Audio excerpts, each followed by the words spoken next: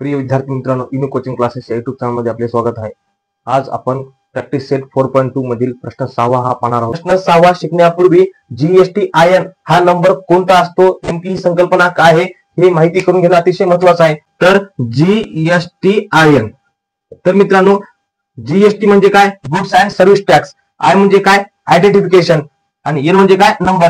तर हा नंबर जो असतो GSTIN नंबर जो असतो, ज्या व्यापाऱ्याचे मागील आर्थिक वर्षामध्ये 20 लाखापेक्षा जास्त व्यवहार झालेला आहे अशा व्यापाऱ्याला जीएसटी नंबर हा घेणे बंधनकारक आहे। तर मित्रांनो जीएसटी नंबर जसा प्रत्येकाला आधार नंबर असतो, आधार नंबर किती अंकी असतो, 12 अंकी, पुन्हा पॅन नंबर किती अंक अक्षर असतात त्यामध्ये 10 अंकी, तशा प्रकारचा GSTIN नंबर जो असतो तो 15 अंक अक्षर असतात, म्हणजे अल्फा न्यूमरल्स जे असतात ते किती असतात, 15, त्यामध्ये अंकाचाही समावेश होतो आणि अक्षराचा सुद्धा समावेश होतो। तर मित्रांनो GSTIN या नंबर मध्ये 15 अंक अक्षर असतात, अंक अक्षरे असतात।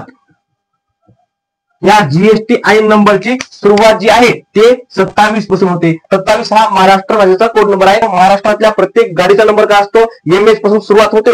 तशाच प्रकारे GSTIN जो नंबर असतो महाराष्ट्रातल्या व्यापाऱ्यासाठी हा 27 ने सुरुवात होतो। पहिले सुरुवातीचे 2 अंक म्हणजे काय असतो, तर महाराष्ट्राचा कोड 27 किंवा कोणत्याही राज्याचा कोड या ठिकाणी महाराष्ट्राचा व्यापारी असेल तर या ठिकाणी काय 27, पुढील 10 अंक त्या व्यापाऱ्याचे पॅन नंबरचे अंक अक्षर असतात, म्हणजे पुढील जे 10 अंक असतील मित्रांनो त्या व्यापाऱ्याचे काय असतात, पॅन नंबरचे अंक अक्षर असतात, आणि पॅन नंबर मध्ये अंक अक्षराचा समावेश होतो। तर हे 2 अंक पुढील 10 अंक म्हणजे 2 अंक 10 अंक झाले किती, 12, आणि शेवटचे जे 3 अंक असतील ते सर्वांचे काय असतील, वेगवेगळे असतील। तर मित्रांनो हे 2, हे 10, 12, पुन्हा हे 13, 14, 15, तर GSTIN नंबर जो असतो 15 अंक अक्षरी असतो। एक्झाम्पल सांगायचं असेल तर 27 ABCDE 50 47 K पुन्हा 1 2 Z असं काही टाकता येईल बघा, म्हणजे 1 2 3 4 5 6 7 8 9 10 11 12 13 14 15, तर असा या GSTIN नंबर मध्ये अंक अक्षर असतात। जीएसटी नंबर कोणत्या व्यापाऱ्याला घेणे बंधनकारक आहे, तर मित्रांनो ज्या व्यापाऱ्याचा मागील आर्थिक वर्षामध्ये 20 लाखापेक्षा जास्त उलाढाल झालेली आहे अशा व्यापाऱ्याला GSTIN नंबर घेणे बंधनकारक आहे। एखादा व्यापारी एखादी वस्तू ग्राहकाला विकत असेल तर त्या वस्तूची पावती म्हणजेच काय असेल, टॅक्स इनवॉइस म्हणजे बिल, त्या वस्तूच्या पावती म्हणजेच काय, त्या वस्तूचं बिल जे असते त्याला काय म्हणतात, टॅक्स इनवॉइस। आणि B2C हा व्यवहार म्हणजे काय, व्यापारी ते कस्टमर म्हणजे व्यापारी ते ग्राहक या संबंधीचा व्यवहार आपण पाहणार आहोत बघा। म्हणजे व्यापारी ते ग्राहक या संबंधीचा व्यवहार झाल्याच्या नंतर कशा प्रकारे टॅक्स इनवॉइस तयार केले जातात।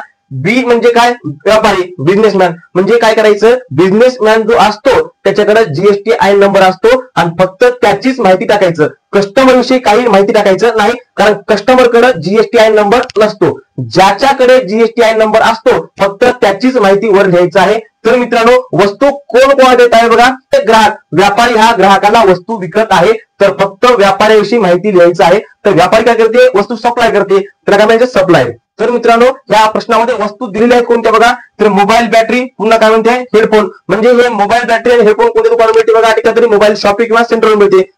या प्रश्नामध्ये आपल्या सर्वांच्या मनावर दुकानचे नाव टाका, पुन्हा दुकानची माहिती किंवा पत्ता टाका, पुन्हा जिल्हा टाका, पिनकोड टाका, मोबाईल नंबर टाका, पुन्हा ईमेल आयडी टाका, पुन्हा अतिशय महत्वाची गोष्ट म्हणजे त्या एखाद्या व्यापाऱ्याचा GSTIN नंबर टाकणे, पुन्हा त्या पावतीचं इनवॉइस नंबर टाकणे, दिनांक टाकायचं। फक्त B2C म्हणजे बिझनेसमॅन विषयी किंवा बी विषयी फक्त माहिती लिहायचं आहे। वस्तू कोण आहे, बीच्या वस्तू सी हा घेत आहे म्हणजे फक्त बी या विषयीची माहिती लिहायची आहे। बी म्हणजे काय, व्यावसायिक असेल किंवा मोठा व्यापारी असेल तर मित्रांनो तो म्हणजे सप्लायर आहे बघा।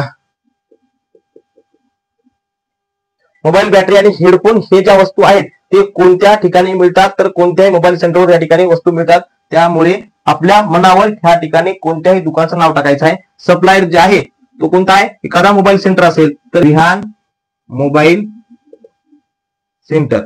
दुकानचा पत्ता टाकता वेळेस काय करा, त्या दुकानचा क्रमांक कोणता पण टाका, 45 गणेश नगर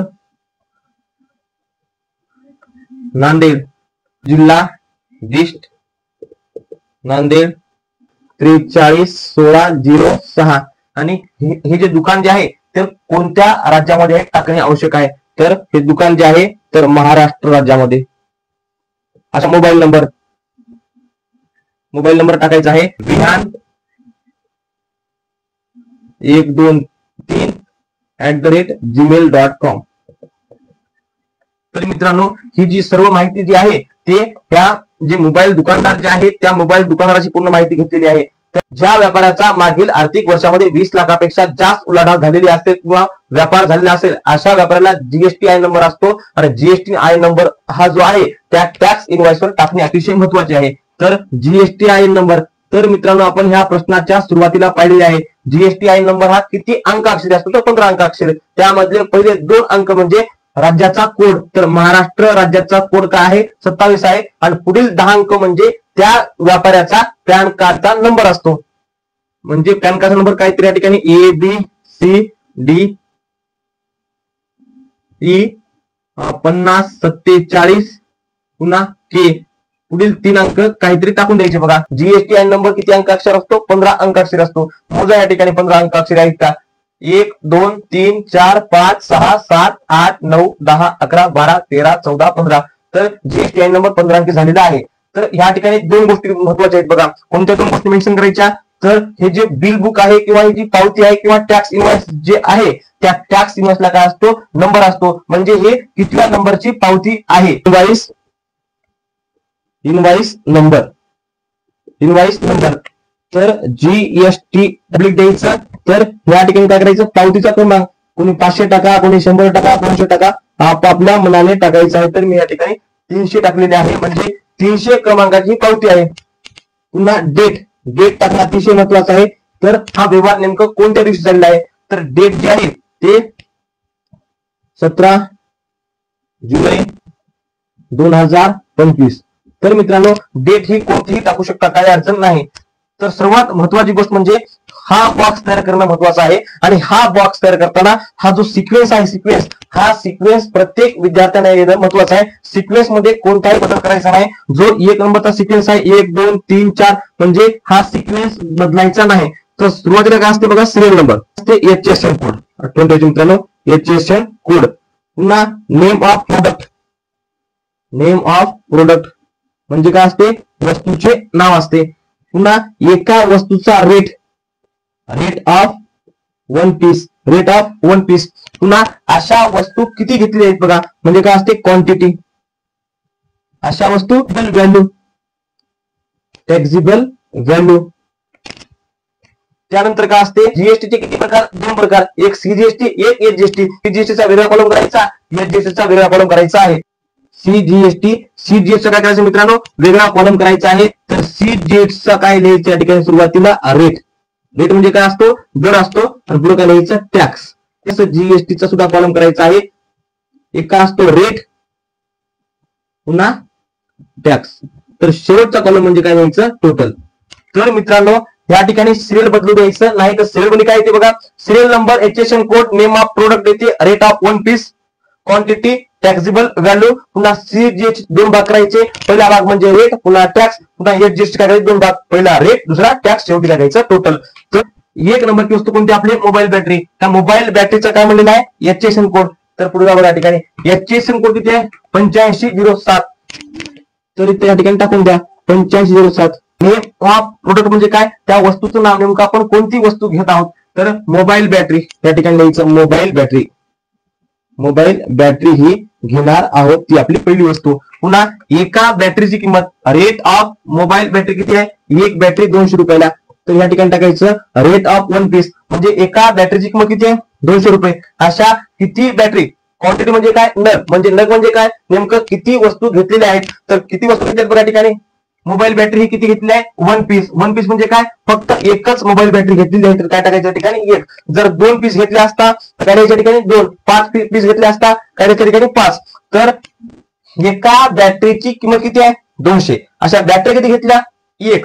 तर मित्रांनो टॅक्सेबल व्हॅल्यू म्हणजे त्या ठिकाणी लक्षात ठेवायचं बघा एका वस्तूची किंमत 200 आहे अशा वस्तू किती घेतल्या 1. ह्या दोघाचा गुणाकार म्हणजे काय असते टॅक्सेबल व्हॅल्यू म्हणजे 200 1 200 तर मित्रांनो या ठिकाणचं समजून घ्या बघा, जर एक मोबाईलची बॅटरी 200 रुपयाला असेल, अशा मी 2 मोबाईलच्या बॅटऱ्या जर घेतल्या असत्या 200 1 200 200 दोन्ही 400, तर या ठिकाणी काय असतं 400, म्हणजे दोघाचा गुणाकार म्हणजे या ठिकाणी द्यायचा 200 1 200. एक मोबाईलची बॅटरी 200 रुपयाला असेल तर 5 मोबाईलच्या बॅटऱ्या म्हणजे काय घ्यायचं 1000, म्हणजे 200 5 1000. पण या ठिकाणी आपल्या गणितामध्ये काय म्हणलेलं आहे, तर मोबाईल बॅटरीची जी आहे पीस किंवा मोबाईल बॅटरी जी किती घेतल्यात बघा, एकच घेतलेली आहे, त्यामुळे काय टाकायचं एक. पुन्हा टॅक्सी बरोबर जी आली 200 1 200.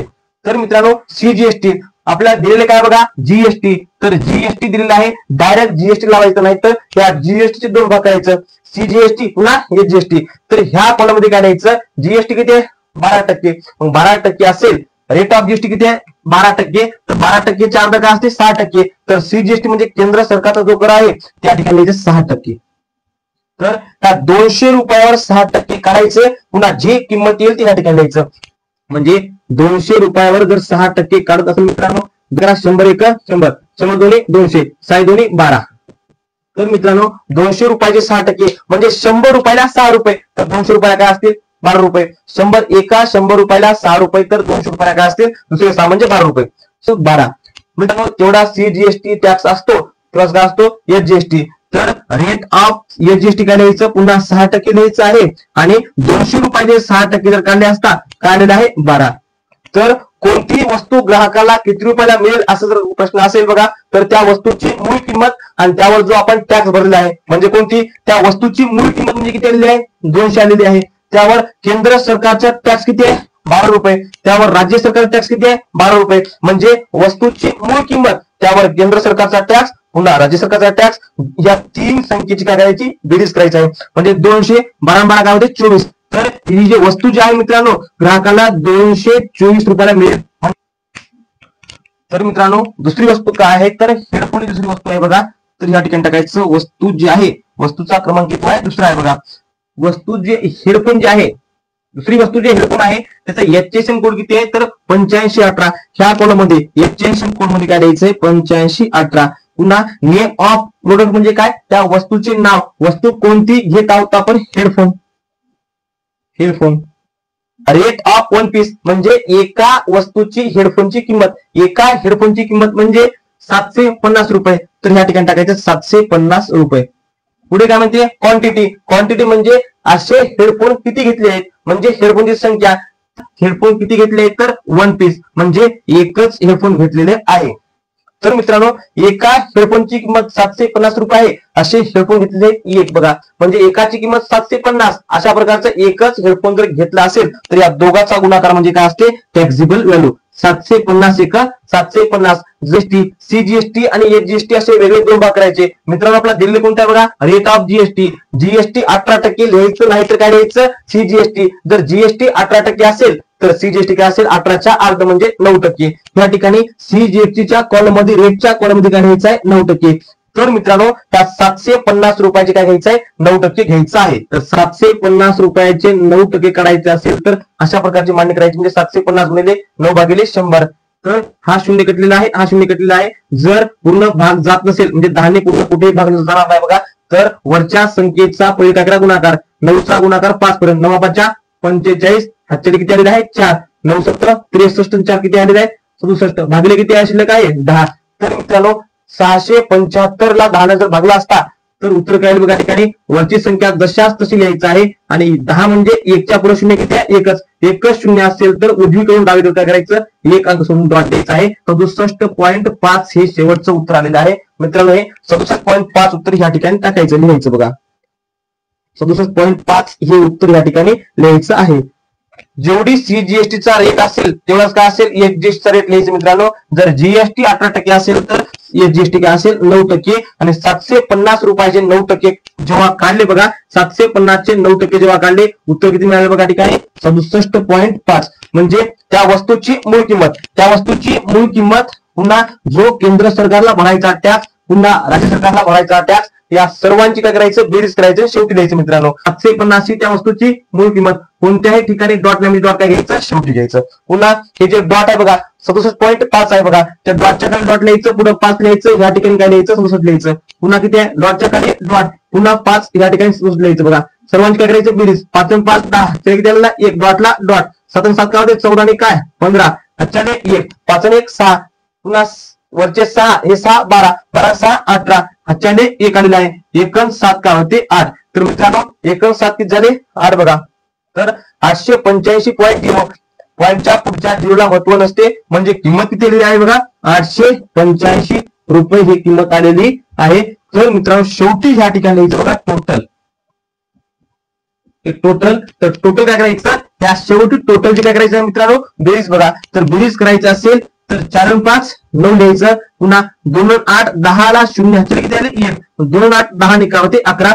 तर या दोन्ही वस्तूची जी किंमत आलेली आहे बघा टॅक्स सोबत, त्या दोन्ही वस्तूची जे टॅक्स सोबत किंमत आलेली आहे बघा, एकूण एकाची किती आहे पहिल्या वस्तूची 224, दुसऱ्या वस्तूची 885 आणि एकूण किंमत म्हणजे 1109 रुपये हे त्या ग्राहकाने त्या व्यापाऱ्याला द्यायला पाहिजे 2 वस्तू घेतल्याबद्दल. तर अशा प्रकारे हा प्रश्न संपलेला आहे मित्रांनो. जर B2C याविषयी टॅक्स इनवॉइस तयार करायचा असेल तर फक्त बी विषयी माहिती लिहायची आहे आणि अशा प्रकारे पूर्ण टेबल बनवायचा आहे.